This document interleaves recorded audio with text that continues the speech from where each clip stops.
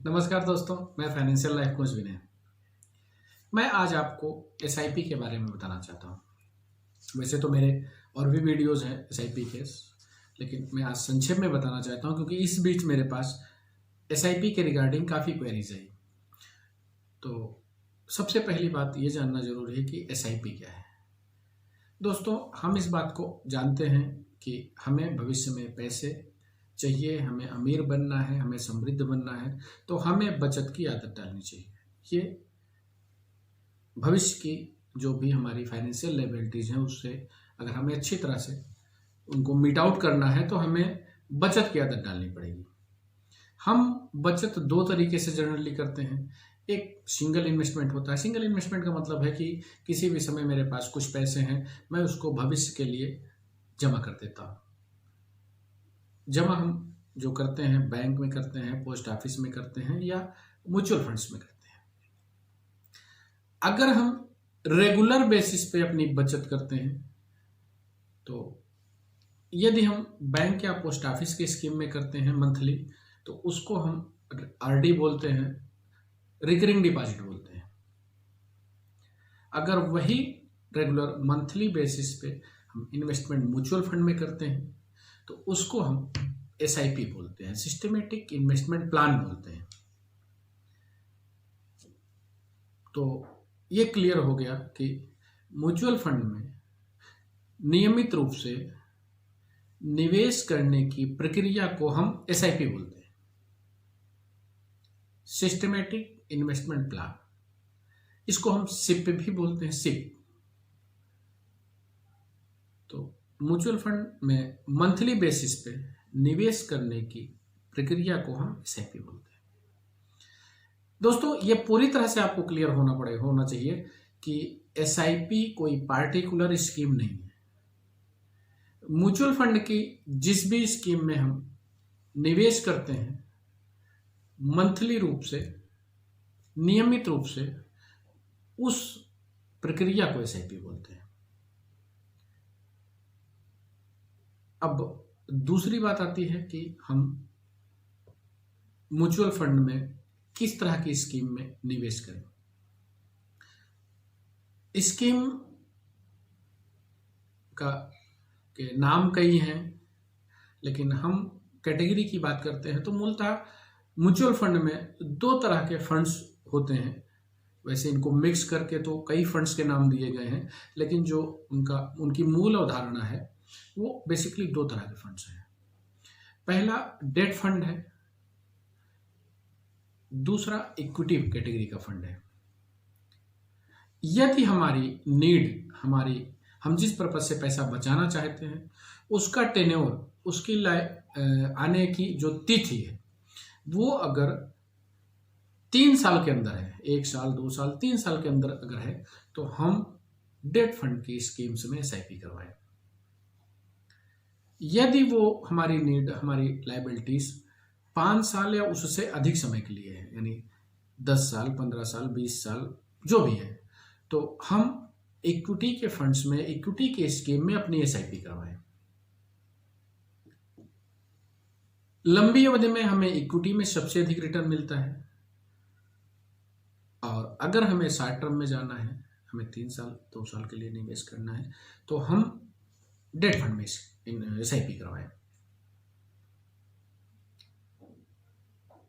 हम अगर स्कीम चुनने में सावधानी बरतेंगे तभी हमें रिटर्न बेहतर मिलेगा। कभी कभी लोग टीवी में देख के, कभी कभी लोग केवल स्कीम्स में देख के कि इसमें एनुअल इतना रिटर्न आ रहा है, मैक्सिमम रिटर्न वाले में एसआईपी करा लेते हैं। ये उस सबसे बड़ी गलती करते हैं। एसआईपी करते समय हमें अपनी नीड देखनी है, हमें अपनी मैच्योरिटी डेट देखनी है, हमें अपनी ज़रूरत देखनी है कि हमें पैसे की ज़रूरत कब है, उसके अकॉर्डिंग हम स्कीम चुनें। तो मैं पुनः रिपीट कर रहा हूं कि अगर हमारी नीड, हमारी जिसको हम मैच्योरिटी डेट भी कह सकते हैं, हमारी ज़रूरत की डेट भी कह सकते हैं, अगर वो 3 साल के अंदर है तो हम डेट फंड में एसआईपी करवाएं, तो हमें रिटर्न बेहतर मिलेंगे। अगर हमारी नीड लंबी अवधि के बाद है तो हम इक्विटी की स्कीम्स में एसआईपी करवाएं। नेक्स्ट स्टेप आता है कि हम कितने की SIP करवाएं। तो वैसे तो जो नियम है वो ये है कि आप जो भी अर्निंग करते हैं कम से कम 10% उसका बचाना चाहिए। लेकिन कभी कभी ये होता है कि हमारी लायबिलिटीज अधिक हैं, तो ये परसेंटेज मायने नहीं रखता है। आप आसानी से जितनी बचत कर सकते हैं उतनी की SIP करवाएं, क्योंकि रेगुलर हमें बचाना है, हमें हर महीने बचत करनी है। वैसे म्यूचुअल फंड में जो SIP के मिनिमम का क्राइटेरिया है, अधिकांशतः कंपनियों के पास तो 500 रुपये है कि स्कीम से मिनिमम आप 500 रुपये की महीने की SIP करवा सकते हैं। लेकिन कुछ पार्टिकुलर कंपनियां और कुछ पार्टिकुलर स्कीम को लेके हैं जिसमें आप मिनिमम 100 रुपये की भी SIP करवा सकते हैं। ये जो 100 रुपये का पर्पज़ है वो समाज के हर तबके को कवर करने के लिए है, कि वो हमारी स्टूडेंट लाभी हो सकती है, वो हमारे मजदूर भाई बहन हो सकते हैं, यानी हर कैटेगरी के लोग बचत SIP में कर सकते हैं, म्यूचुअल फंड में कर सकते हैं। तो मिनिमम 100 रुपये की SIP है, आप चाहें तो मिनिमम 100 रुपये भी बचा के SIP के थ्रू निवेश कर सकते हैं। मैक्सिमम की कोई लिमिट नहीं है, आप 2000, 10,000, 20,000, 50,000, 1 लाख जो भी अधिकतम आप बचा सकते हैं, नियमित रूप से उतनी की SIP आप करवा सकते हैं। नेक्स्ट स्टेप आता है कि हम इसको कैसे कर सकते हैं, SIP कैसे करें। तो SIP के लिए म्यूचुअल फंड का जो पैरामीटर है कि KYC बनवानी पड़ती है। KYC के लिए जो हमें डॉक्यूमेंट लगते हैं वो पैन, आधार, एक फोटो और मदर नेम, ये 4 चीज़ें मैंडेटरी हैं। इसके बाद फिर ईमेल ID और मोबाइल नंबर हमारे पास है, तो उसको हमें सबमिट करना है। तो ये क्लियर हो जाए कि हमें SIP कराने के लिए पैन, आधार, एक फोटो, मदर नेम और mobile number, email ID submit करना पड़ता है। फिर हम जिस भी स्कीम में जाना चाहते हैं, हम SIP 3, 4, 5, 6, 7 कंपनियों में भी करा सकते हैं। यह निर्भर करता है कि हम कितना बचत करना चाहते हैं, तो हम अपने पोर्टफोलियो को अलग अलग फंड्स में भी ले जाके कर सकते हैं।